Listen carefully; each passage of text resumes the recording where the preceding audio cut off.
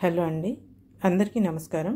ఈరోజు నేను వినిపించబోయే కథ అలా వదిలేస్తే మనిషి పుట్టుకకు అర్థం ఏంటి? కథ రచయిత్రి శ్రీ పాగోలు చంద్రశేఖర్ గారు. నేను Sunitha. Welcome to Telugu Kathalokam 2. Time చూసుకుని అలసటగా సీట్లోంచి లేచాను. ప్రభుత్వ రంగంలో ఒక పెద్ద బాధ్యత గల పదవిలో ఉన్నాను. రేపు ఉదయం జరిగే సీఎం గారి మీటింగ్లో కొన్ని విషయాల గురించి పవర్ పాయింట్ ప్రజెంటేషన్ ఇవ్వాల్సి ఉంది. ఉదయం నుండి అదే పనిగా కూర్చుని వివరాలన్నీ పెన్ డ్రైవ్లో కాపీ చేశాను. వాటి తాలూకు ఫైల్ నా పిఏ దగ్గర ఉంది. అతను తన తండ్రి ఆరోగ్యం బాగోలేదని అర్జెంటుగా ఊరెళ్ళాడు. రేపు ఉదయాన్నే డైరెక్ట్గా మీటింగ్కి వచ్చేస్తానన్నాడు. అందుకే ఈరోజు పని మొత్తం నా మీద పడిపోయింది. పని హడావుడిలో పడి టైం చూసుకోలేదు. 8 గంటలు దాటింది. నా క్యాబిన్లోంచి బయటకు వచ్చాను. అందరూ వెళ్ళిపోయారు. ఆఫీస్ మొత్తం నిర్మానుష్యంగా ఉంది. గేటు దగ్గర వాచ్మెన్ నన్ను చూసి నమస్కారం చేశాడు. తలూపి కారు దగ్గరికి నడిచాను. బాగా మబ్బులు ముసిరి చల్లగాలి వీస్తుంది. ఎంతసేపు ప్రయత్నించినా కారు స్టార్ట్ అవ్వలేదు. విసుగొచ్చి లాక్ చేసి విషయం వాచ్మెన్కి చెప్పి గేటు బయటికి నడిచేశాను. క్యాబ్ బుక్ చేద్దామని ప్రయత్నిస్తూ ఉంటే దగ్గరలో ఏవీ లేనట్లు చూపిస్తుంది. 15 గంట గడిచింది. బాగా అలసటగా అనిపిస్తుంది. ఆటో ఏదైనా వస్తే ఎక్కాలి. కానీ 1 నిమిషం సంశయించాను. నా భార్య శ్రీవల్లి ఏదో పెళ్లి నిమిత్తం నగలన్నీ మెరుగు పెట్టించడానికి షాప్లో ఇచ్చింది. ఆ సేట్ అవన్నీ ఉదయం తెచ్చి ఆఫీస్లో ఇచ్చాడు. అవన్నీ నా ల్యాప్టాప్ బ్యాగ్లోనే ఉన్నాయి. ఇంత విలువైన వస్తువులు తీసుకుని ఆటోలో వెళ్ళాలి తప్పదు కదా అనుకున్నాడు. ఇంతలోనే ఒక ఆటో వచ్చి నా ముందు ఆగింది. అతను తల బయటపెట్టి ఆటో కావాలా సార్ అని అడిగాడు. మాసిన బట్టలు, పెరిగిన గడ్డము, చూడటానికి రౌడీలో కనిపించాడు. కానీ గత్యంతరం లేదు. ఇంకా పొద్దుపోతే ఇటువైపు అస్సలు ఆటోలు రావు. మా ఇంటి ఏరియా చెప్పి వస్తావా అని అడిగాను. వస్తాను సార్, వాన వచ్చేలా ఉంది. ఇక కిరాయిలు ఏమీ ఉండవని ఇంటికి వెళ్ళిపోతున్నాను. మా బస్తీకి కూడా మీ ఏరియా దాటే పైకి పోవాలి. మిమ్మల్ని దింపి నేను ఇంటికి వెళ్తానని చెప్పాడు. ఆటో ఎక్కి కూర్చోగానే చాలా రిలాక్స్డ్గా అనిపించింది. సన్నగా తుంపర కూడా మొదలైంది. చల్లగా ఒంటికి తగులుతూ ఉంటే చాలా హాయిగా ఉంది. కళ్ళు మూతలు పడుతున్నాయి. కానీ అమ్మో, పడుకుంటే ఇతను ఎటైనా తీసుకుపోతే బ్యాగ్ బరువుగా అనిపించి సీటుకి వెనక వైపు పెట్టాను. నిద్ర రాకుండా చూడాలి అంటే ఇతనితో మాటలు కలపాలనుకున్నాను. ఇక నా గురించి కూడా కొంత మీకు తెలియాలి కదా. చిన్నతనం నుంచి నేను చాలా తెలివిగలవాడినని, అందరికన్నా ప్రత్యేకమైన వ్యక్తినని నా అభిప్రాయం. ఆ ధీమా నాకు ఇచ్చింది కూడా నా చదువే. ఎప్పుడు చదువులో నాకు మొదటి ర్యాంకే వచ్చేది. ఇదే పరంపర పీజీ వరకు కొనసాగింది. నా ర్యాంకులు, మార్కులు చూసి ఊరి వాళ్ళు, బంధువులు అంతా పొగిడితే నాన్న, అన్నయ్య పొంగిపోయేవారు. అమ్మ చిన్నతనంలోనే దూరమైంది మరి. అయితే మాకున్న ఆస్తి 4 ఎకరాల పొలం, ఒక పెంకుటిల్లు మాత్రమే. ఇద్దరినీ చదివించలేనని నాన్న నిస్సహాయత వ్యక్తం చేశాడు. చదువు అంటే పెద్దగా ఆసక్తి లేని అన్నయ్య నన్ను చదివించమని చెప్పి తాను నాన్నకి పొలం పనుల్లో సహాయం చేస్తూ పల్లెలో స్థిరపడిపోయాడు. నేను సిటీకి వచ్చి హాస్టల్లో ఉంటూ ప్రభుత్వ ఉద్యోగాలకు కోచింగ్ తీసుకుని రాత్రింబవళ్ళు కష్టపడి చదివి ఉద్యోగం సంపాదించాను. అక్కడి నుంచి అంచెలంచెలుగా మంచి స్థాయికి చేరాను. ప్రతి పనికి ఒక రేటు ఉంది నాకు. ఆ రేటు ప్రకారం ఇస్తేనే ఆ పని జరిగేది. డబ్బు దగ్గర చాలా కఠినంగా ఉంటానని పేరుంది నాకు. ఎంత పేదవారైనా నా దగ్గర పని జరగాలంటే ఆ డబ్బు చెల్లించాల్సిందే. లంచాలు తీసుకోవటానికి ఏమాత్రం సిగ్గుపడను నేను. ఇంత కష్టపడి మా నాన్న ఎకరం పొలం కూడా అమ్మి చదివిస్తే అలా సంపాదించుకోవటం నా హక్కు అనుకునేవాడిని.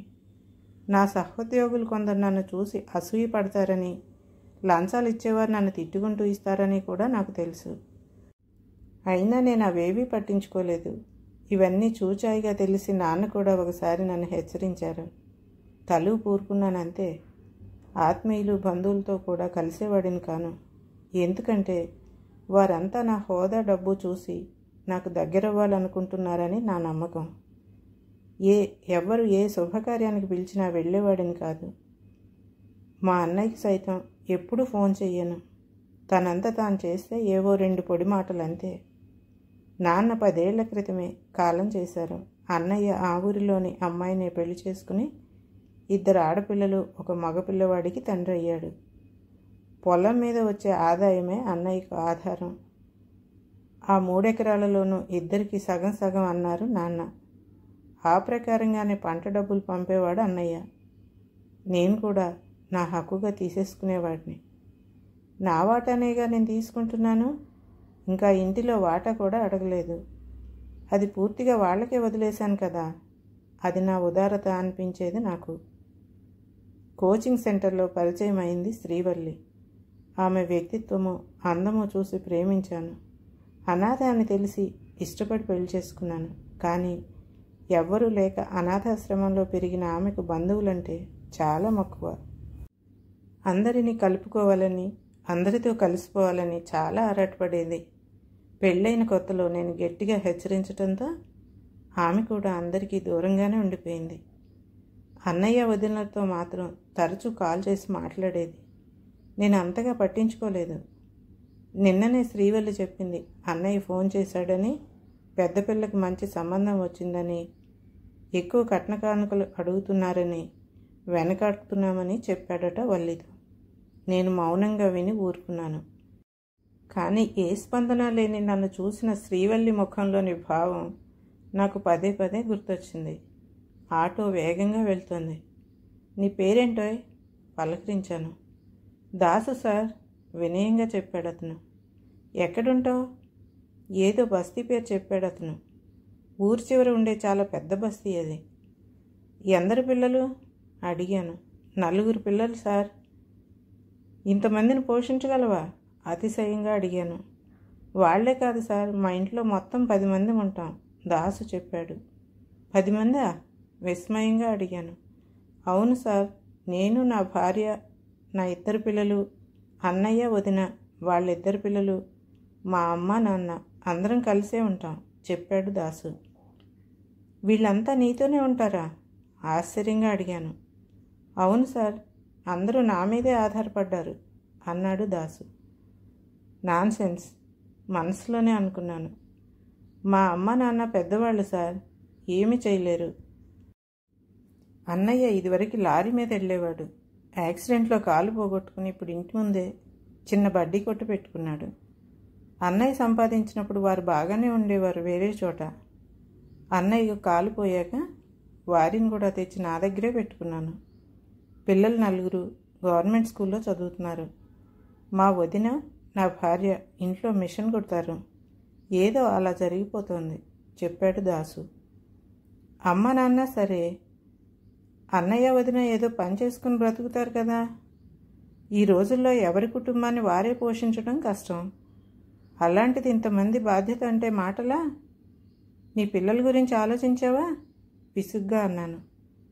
తోడబుట్టిన వాడిని కష్టంలో ఎలా వదిలేస్తాను సార్? కొంచెం ఇబ్బందిగానే ఉన్నా అందరం సంతోషంగానే ఉన్నాం. నా పిల్లలతో పాటే నా అన్న పిల్లలు, తోడబుట్టిన వాడిని అలా వాడి కర్మానికి వాడిని వదిలేస్తే ఇక మనిషి పుట్టుకకు అర్థం ఏంటి సార్ అన్నాడు దాసు. ఎవరో చెంప మీద చెళ్ళున చరిచినట్లు అనిపించింది. ఛీ, ఏంటి మనుషులు, అన్ని పనికిమాలిన థియరీ చెప్తున్నాడు. ఇవన్నీ వాట్సాప్లో గుడ్ మార్నింగ్లకి కొటేషన్లు పెట్టుకోవడానికి తప్ప ఇక దేనికి పనికిరావు. మా అన్నయ్య కూడా అంతే. మగపిల్లవాడి కోసం 2 ఆడపిల్లల్ని కని ఇప్పుడు పెళ్లి చేయలేక తిప్పలు పడుతున్నాడు. నేను చాలా ప్లాన్డ్గా ఒక్క అమ్మాయినే కని తనకి డిగ్రీ అవుతూనే మంచి సంబంధం చూసి పెళ్లి చేసి అమెరికా పంపేశాను. ఇంత సెంటిమెంటల్గా ఎలా ఉంటారో ఈ జనాలు. షిట్, చిరాగ్గా మనసులోనే అనుకున్నాను.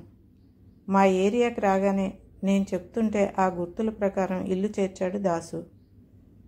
ఆటో దిగి డబ్బులు ఇచ్చి వెళ్తుంటే ఉంటాను సార్, నమస్తే అని వెళ్ళిపోయాడు దాసు. లోపలికి వచ్చి అలసటగా సోఫాలో కూలబడ్డాను. లోపల మాత్రం ఏదో అంతర్మథనం. దాసు మాట్లాడినవి ఏవీ కూడా నాకు మింగుడు పట్టడం లేదు. బయట వర్షం బాగా పెరిగింది. ఈదురుగాలులతో వాతావరణం భయానకంగా ఉంది. అలికిడికి లోపలున్న శ్రీవల్లి వచ్చింది. వచ్చారా? ఈ వాన్లో ఎలా వస్తారో అనుకుంటున్నా. ఫ్రెష్ అయ్యి రండి, డిన్నర్ చేద్దాం. అవును, నగలు మీకు అప్పచెప్పానన్నాడు సేటు కాల్ చేస్తే. ఆ బ్యాగ్ ఇటువంటి లోపల పెడతా అన్నది శ్రీవల్లి. అప్పుడు స్పృహలోకి వచ్చి పక్కన చూశాను.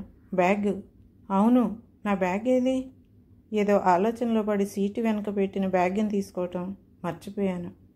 ఎంత పని జరిగింది. అసలే ఇబ్బందుల్లో ఉన్నాడు దాసు. ఖచ్చితంగా బ్యాగ్ తీసేసి ఉంటాడు. అంత సొమ్ము ఎవరైనా వదులుతారా? అసలు ఈ లోపు ఇంకెవరైనా ఎక్కుంటే? ఇదంతా ఒకెత్తు అయితే రేపు సీఎం మీటింగ్లో ఇవ్వాల్సిన ప్రజెంటేషన్ వివరాలు మొత్తం కాపీ చేసిన పెన్ డ్రైవ్ కూడా అందులోనే ఉంది. వృత్తిపరంగా నాకు ఇది చాలా ఇబ్బందే. ఖచ్చితంగా పై అధికారులకు నేను సంజాయిషి ఇచ్చుకోవాల్సి వస్తుంది. అవసరమైతే నాకు మెమో కూడా ఇస్తారు. చాలా సమస్యలు వస్తాయి. కాసేపు మైండ్ అంతా బ్లాంక్ అయిపోయింది. బ్యాగ్ ఏదండి? కారులో ఉందా అడుగుతోంది శ్రీవల్లి. విషయమంతా తనకు చెప్పాను. తను కూడా చాలా దిగాలు పడింది.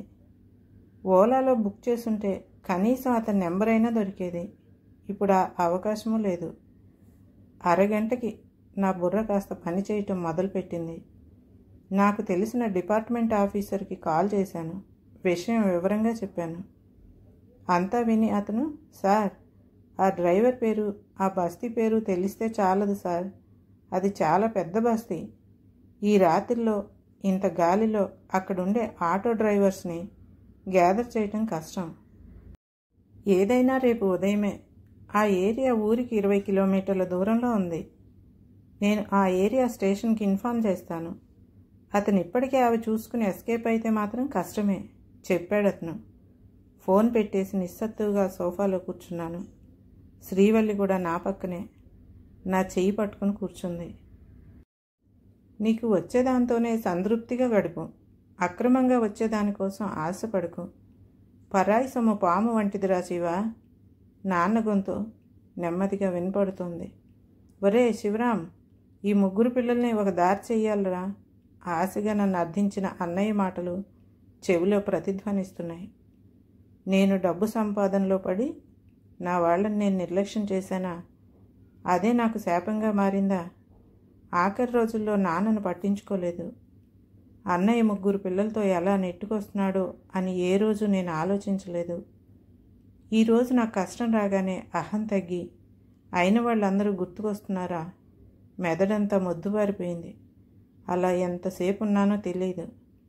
కాలింగ్ బెల్ మోగింది. రాత్రి 11 గంటలు దాటింది. ఈ సమయంలో ఎవరనుకుంటూ వెళ్ళి తలుపు తీశాను. వరండాలోని లైట్ వెలుగులో తడిసి మొద్దై నిల్చునున్నాడు దాసు. నమస్తే సార్, మీ బ్యాగ్ ఆటోలో మర్చిపోయారు. నేను ఇంటికి వెళ్ళి ఆటో పార్క్ చేస్తూ చూశాను. అందులో విలువైన ఏమన్నా ఉంటే మీరు కంగారు పడతారు కదా అని మళ్ళీ వెంటనే వచ్చేసానంటూ పాత టవల్తో భద్రంగా చుట్టిన నా బ్యాగ్ని నాకు అందించాడు. నేను నమ్మలేనట్లు చూశాను. ఇది నాకు ఇంకో దెబ్బ. ఏమీ లేని దాసు కూడా అందిన వాటికి ఆశపడలేదా? మరి అన్నీ ఉన్న నేనెందుకు అక్రమంగా వచ్చేదానికి కక్కుర్తిపడుతున్నాను? దాసు ముందు నాకు నేను ఒక పిపీలికంలా కనిపిస్తున్నాను. శ్రీవల్లి ముందుకొచ్చి, చాలా సంతోషం బాబు. ఈ బ్యాగ్ వేరెవరి చేతికన్నా చిక్కితే మా సొమ్ము మాకు దక్కేది కాదు. నువ్వు చాలా మంచివాడివి అని చేతులు జోడించింది. అయ్యో, అంత మాట అనకండి అమ్మా. మనం కష్టపడి సంపాదించిందే మనకు శాశ్వతం. పరాయి సొమ్ముకి ఎప్పుడూ ఆశపడకూడదు. వెళ్ళొస్తానమ్మా. అన్నీ ఉన్నాయో లేదో చెక్ చేసుకోండి సార్ అని నమస్కారం చేసి వెళ్ళిపోయాడు దాసు. లోపలికి వచ్చి బ్యాగ్ తీసి చూసుకున్నాను. అన్నీ చెక్కు చెదరకుండా ఉన్నాయి. ఇద్దరం ఏదో తిన్నామనిపించి పడుకున్నాం. శ్రీవల్లి నిశ్చింతగా నిద్రపోయింది. నాకు మాత్రం నిద్ర పట్టలేదు. దాసు కన్నా నేను ఏ విధంగా ఎక్కువ? నన్ను నేను ప్రశ్నించుకుంటూనే ఉన్నాను. నా దగ్గర డబ్బు మాత్రమే ఉంది. దాసు దగ్గర తప్ప అన్నీ ఉన్నాయి. అయినా వాళ్ళు సంతోషంగా కలుసున్న అతనెక్కడా? అహంతో అందరికీ దూరంగా ఉండే నేనెక్కడా? ఎప్పుడో తెల్లవారుజామున నిద్ర పట్టింది నాకు. ఉదయమే లేచి అన్నయ్యకి కాల్ చేశాను. నా గొంతు వింటూనే అన్నయ్య ఆశ్చర్యపోయాడు. నాకు నేనుగా ఎప్పుడు చేసి మాట్లాడాను కదా మరి. ఏరా శివ, అంతా బాగానే ఉంది కదా? ఏంటి ఇంత ఉదయాన్నే ఫోన్ చేశావు? అడిగాడు అన్నయ్య కంగారుగా. పక్కనే ఉన్న శ్రీవల్లి నా వైపు ఆశ్చర్యంగా చూస్తోంది. ఆమె ముఖంలో కూడా ప్రశ్న కనిపిస్తోంది. వదిన పిల్లలు ఎలా ఉన్నారు? పెద్దదానికి ఏదో సంబంధం వచ్చిందని చెప్పావట. మంచి సంబంధం అయితే డబ్బుకు ఆలోచించకన్నయ్యా. ఖాయం చేసి ముహూర్తం పెట్టించేయి. కట్నం డబ్బు మొత్తం నేనే ఇస్తాను. మన ఊళ్ళోనే పెళ్ళి బాగా చేద్దాం. పెళ్లి ఖర్చు కూడా నాదే, సరేనా? నేను వీలు చూసుకుని ఒకసారి ఊరికి వస్తా, ఉంటానని చెప్పేసి కాల్ కట్ చేశాను. అటుపక్క ఈ మాటలు విని అన్నయ్య కుటుంబం ఎంత ఆనందపడతారో తెలిసిన నాకు సంతృప్తి గుండెల నిండా నిండిపోయింది. ఇది నాకు మునుపెన్నడూ ఎరుగని స్థితి. శ్రీవల్లి కూడా నా వైపు అలానే అబ్బురంగా చూస్తోంది. ఇన్ని సంవత్సరాల వైవాహిక జీవితంలో నేనెప్పుడూ చూడని భావం ఇప్పుడు ఆమెకు కళ్ళల్లో నాకు కనిపిస్తోంది. నెల తర్వాత మా ఊరిలో మా ఇంటి ముందున్న కొబ్బరాకుల పందిరిలో అన్నయ్య కూతురు పెళ్లి జరుగుతోంది. అన్నయ్య వదిన పీటల మీద కూర్చునుంటే నేను శ్రీవల్లి అందరినీ సాదరంగా ఆహ్వానిస్తున్నాం. నేను చూపించే ఆప్యాయతకు మా వాళ్ళందరూ పొంగిపోతున్నారు. అనుబంధాల విలువ తెలుసుకున్న నా రక్తం కొత్త ఉరకలేస్తుంది. అన్నయ్య మిగిలిన 2 పిల్లల్ని సిటీలో ఉంచి చదివించే బాధ్యత కూడా నేనే తీసుకున్నాను. వారు నన్ను దేవుడిలా చూస్తున్నారు. ఇక శ్రీవల్లి అయితే చెప్పక్కర్లేదు. ఆమె కళ్ళల్లో నా పట్ల కనిపిస్తున్న ప్రేమ, ఆరాధన ఎన్ని కోట్లు సంపాదించినా నాకు దొరకదు. అహానికి అవతల ఒక్క అడుగు వేసి చూస్తే ఇంత సంతృప్తి దొరుకుతుందా? ముహూర్తం సమయం కావటంతో మంగళ వాయిద్యాలు జోరుగా మ్రోగుతున్నాయి. పందిట్లోనే కాదు, నా మదిలో కూడా. అక్షితలు వేసి వధూవరులను ఆశీర్వదించడానికి శ్రీవల్లి చెయ్యి పట్టుకుని పందిట్లోకి నడిచాను. శివరాం అనబడే నేను. కథ సమాప్తం. ఈ కథ కనుక మీకు నచ్చినట్లయితే లైక్ చేయండి, షేర్ చేయండి, మరియు సబ్స్క్రైబ్ కూడా చేయండి.